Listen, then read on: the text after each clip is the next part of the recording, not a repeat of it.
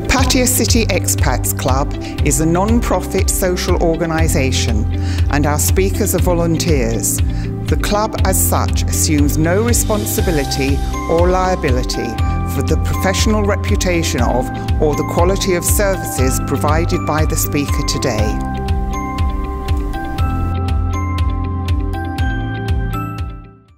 G'day and Swaddy Carp. Well, one of our most popular talkers of all time here, in fact the record holder, most audience members ever, the record at 177 pre-COVID. Darren McGarry from Thai Visa was back here again. People hanging on every word. It was an amazing talk. Pity you weren't here because it's not going to be on YouTube. So give us a brief overview about what you talked about. It'd be easy to tell you what I didn't talk about. Yeah, right. He didn't talk about his various flings with Thai women and the resulting progeny or anything. You know all about that. Well, no, we went into things like UK passports, US passports, overstays, what went on in the last amnesty, and you know how the immigration have brought into the FA. Because they were facing a problem, right? They had all these people overstaying and they had to find a way to accommodate these overstayers who literally couldn't get back to their own country because of COVID. Correct.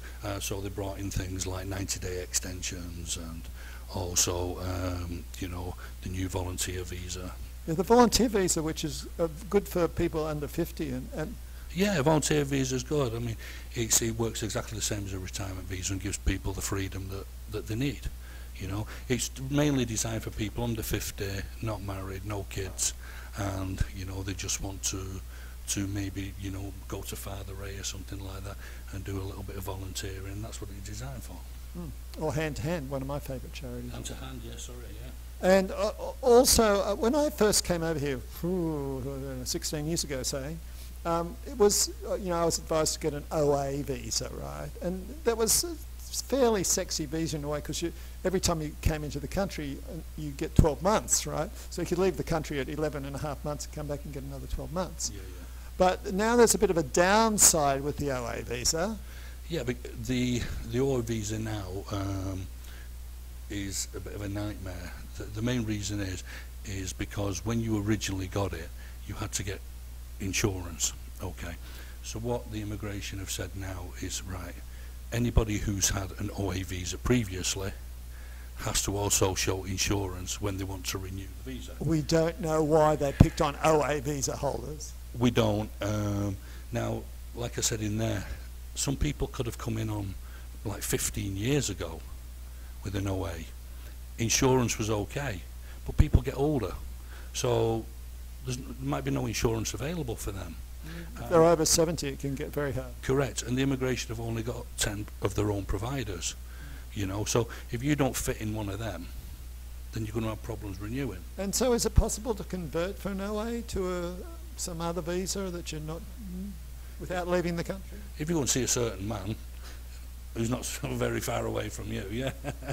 Yeah, things, as we said in there, things can be facilitated. Agents are there to help people who've got a problem. You know, and the Denzel Washington of visas, mate. You know, the Godfather. Yeah, but no, if you've got a problem with 90-day reports, retirement visas, you've got family coming and they're young and they don't know what visa to go on. You know, come and talk to us. It was interesting too about there was quite an extended explanation of being marriage visas, and if you're married like a Thai woman but you're married in England, it could become more complicated, blah blah blah. Yeah, the immigration now have started jumping on marriage certificates. Okay, if you're married in the UK, how does the immigration know here that that marriage certificate is legitimate? Okay, so what they decided, they brought in or they're enforcing an older rule which says that that marriage certificate has to go back to the UK to be naturalised. Let's say, for argument's sake, the UK, but every country, naturalised first. That's a stamp on the back to say it's legitimate.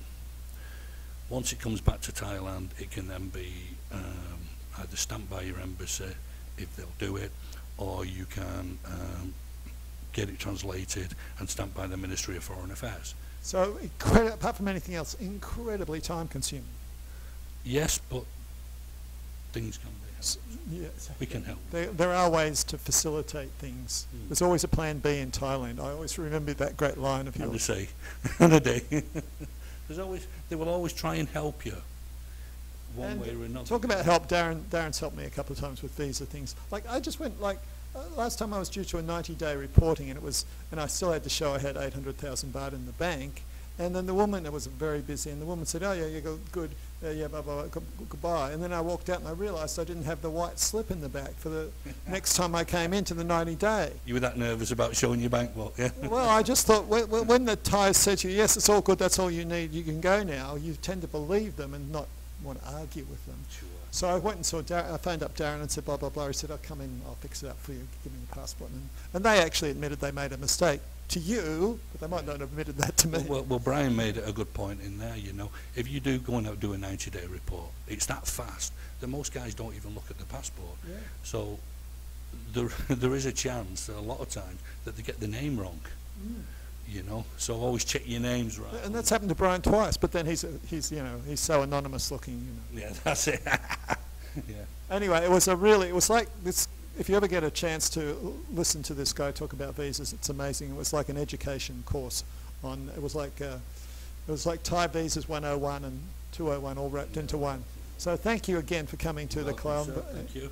And the biggest crowd we've had since COVID hit too. So as always, a major draw card. Hard to believe.